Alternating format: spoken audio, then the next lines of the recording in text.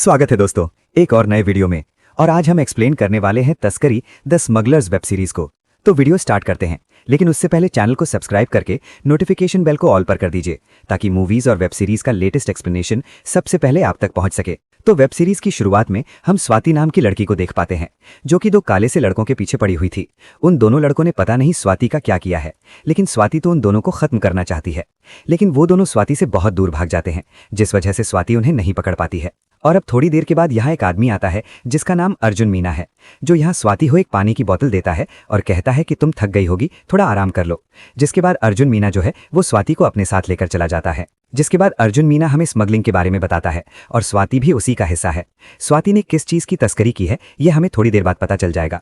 लेकिन अब कहानी जो है वो कुछ घंटे पहले शिफ्ट हो जाती है, जहां हमें मुंबई के छत्रपति शिवाजी महाराज इंटरनेशनल एयरपोर्ट को दिखाया जाता है और हमें बताया जाता है कि मुंबई के इस एयरपोर्ट पर बहुत सारी चीज़ों की स्मगलिंग होती है। उनमें सबसे ज़्यादा गोल्ड की स्मगलिंग होती है और बहुत सारी महंगी घड़ियाँ और बहुत सारे एक्सपेंसिव आइटम्स की, जिनकी कीमत करोड़ों में होती है। और इन लोगों को पकड़ने का काम कस्टम ऑफिसर का होता है। जिसके बाद हमें वो सारे लोग दिखाए जाते हैं जो कि विदेश से बहुत सारे एक्सपेंसिव आइटम्स और गोल्ड और हेरोइन की स्मगलिंग करने वाले थे, जिसमें स्वाति जो है वो हेरोइन को पेट में लेकर ले जाने वाली थी। तो वहीं हम हेमा खंघानी को देखते हैं जो कि यहाँ पर बहुत ही एक्सपेंसिव घड़ी खरीदती हैं, जिनकी कीमत लगभग करोड़ों में है। और स्वाति ने 500 ग्राम हेरोइन को पेट में रखा है, जिनकी कीमत लगभग 52 लाख रुपए है। तो वहीं वरुण कटारिया जो है वो लैपटॉप में बहुत सारे सोने की प्लेट लगा देता है, जिससे कि वो पकड़ा नहीं जा सकता है, ऐसा उसने दिमाग लगाया था। तो वहीं हेमा खंघानी ने 3 घड़ियां ली हैं, जिनकी कीमत करोड़ों में है। वो इन घड़ी को खरीदकर यहाँ से चली जाती हैं। लेकिन तभी उसी शॉप का ओनर जो है वो पवार नाम के कस्टम ऑफिसर को हेमा खंघानी के बारे में बता देता है कि उसने हाल ही में 3 घड़ियां खरीदी हैं, जिनकी कीमत जो है वो करोड़ों में है। और पवार को जिस बंदे ने टिप दी है, पवार उसे 2% देने वाला था। अब हेमा खंघानी उन महंगी घड़ियों को लेकर फ्लाइट में बैठ जाती है, जहां उसकी मुलाकात एक छोटी सी बच्ची से होती है। और वो छोटी सी बच्ची हेमा खंघानी से कहती है कि वो विंडो साइड में बैठना चाहती है, तो हेमा उसे विंडो सीट दे देती है। जिसके बाद हमें होम मिनिस्टर को दिखाया जाता है, जो कि कस्टम ऑफिसर्स के सीनियर ऑफिसर्स को यहाँ पर बुलाते हैं और उन्हें बताते हैं कि मुंबई के एयरपोर्ट पर बहुत ज्यादा स्मगलिंग हो रही है। पता चला है कि वहाँ हजारों करोड़ों की साल भर में स्मगलिंग हो जाती है। तो मिनिस्टर चाहते हैं कि मुंबई के एयरपोर्ट पर कुछ ऐसे ऑफिसर्स हों जो कि ईमानदार हों और वहाँ की स्मगलिंग को कम कर सकें। जिसके बाद कहानी जो है वो प्रेजेंट में आ जाती है, जहां हम देखते हैं प्रकाश नाम के कस्टम ऑफिसर को, जिसकी आज ही मुंबई एयरपोर्ट पर ज्वाइनिंग हो रही है। दरअसल में उनकी ज्वाइनिंग जो है वो कल होने वाली थी, लेकिन प्रकाश जो है वो आज ही यहाँ पर आ जाते हैं। तो वहीं स्वाति जो है वो मुंबई के एयरपोर्ट पर आ जाती है और उसका पेट खराब होने लगा था। लेकिन अच्छी बात यह है कि वो कस्टम ऑफिसर के हाथों नहीं पकड़ी जाती। जिसके बाद वो यहाँ से चली जाती है और तभी एक काला सा बंदा जो है वो इसकी खबर किसी आदमी को दे देता है। जिसके बाद हम यहाँ शालिनी नाम की लड़की को देख पाते हैं, जो कि यहाँ पर बहुत ही महंगे बैग्स को लेकर आई थी। लेकिन वो यहाँ पकड़ी नहीं जाती है क्योंकि उसकी कुछ कस्टम ऑफिसर से जुगाड़ थी, इसी वजह से वो आसानी से यहाँ से निकल जाती है। तो वहीं पवार को हेमा खंघानी की टिप मिली है।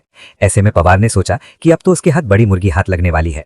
वो हेमा खंघानी को पकड़ता है और उनकी चेकिंग करता है, और जो बच्ची विंडो सीट पर बैठी हुई थी उसकी पूरी फैमिली यहाँ से चली जाती है। पवार यहाँ पर हेमा की सारी घड़ियों को चेक करता है, लेकिन जब वो चेक करता है तो उसके पास से जो घड़ियां मिलती है ना वो ओरिजिनल नहीं थी, मतलब उनकी कीमत जो है वो बहुत कम थी और उनको यहाँ से ले जाना लीगल था। ये देखकर पवार पूरी तरह से फ्रस्ट्रेट हो जाता है क्योंकि उसे जो टिप मिली थी वो पूरी तरह से गलत थी। जिसके बाद हम देखते हैं हेमा को। हेमा ने यहाँ पर एक बहुत ही बड़ा खेल खेला था।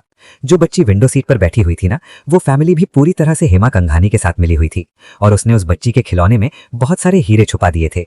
घड़ी को दिखाकर बहुत सारे हीरो की स्मगलिंग की थी, जिनकी कीमत 31 करोड़ रुपए थी। जिसके बाद हम देखते हैं स्वाति को, जिसकी हालत बहुत ज्यादा खराब थी।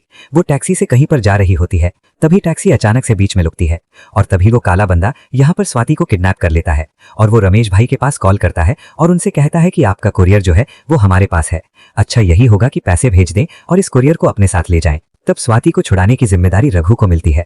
रघु बहुत ही ताकतवर है और बहुत ही ज्यादा स्मार्ट भी, इसी वजह से रघु को ये काम मिला है। आगे हम देखते हैं कि प्रकाश जो है वो अपने हाईली ऑफिसर से मिलता है और उन्हें बताता है कि मैंने एक लिस्ट तैयार की है। मैं चाहता हूं कि मुंबई के एयरपोर्ट पर बहुत सारे कस्टम ऑफिसर की बदली हो और यहाँ पर अच्छे कस्टम ऑफिसर आए। लेकिन हाईली ऑफिसर को ऐसा लगता है कि प्रकाश जो है वो उसकी टीम पर शक कर रहा है, जबकि यहाँ पर जो सारे ऑफिसर्स हैं वो भी तो अच्छे ही हैं। पर प्रकाश का ऐसा मानना नहीं है, बस वो चाहता है कि टीम में कुछ बदलाव हो।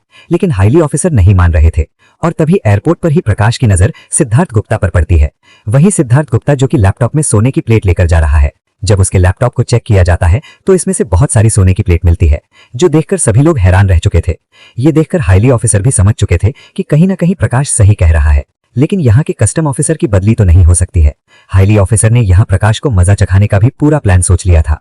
हाल ही में एयरपोर्ट में सिद्धार्थ गुप्ता की एंट्री होने वाली है और वो प्रकाश से कहते हैं कि तुम्हें उस वीआईपी पर्सन को बहुत ही वीआईपी ट्रीटमेंट देनी है। जब प्रकाश सिद्धार्थ गुप्ता के बारे में पता करता है तो मालूम चलता है कि सिद्धार्थ गुप्ता जो है वो मंत्री का दामाद है, इसी वजह से उसे वीआईपी ट्रीटमेंट मिल रहा है। लेकिन प्रकाश ने भी अपना एक प्लान तैयार कर लिया था कि आखिरकार यहाँ पर सब कुछ सही कैसे होगा।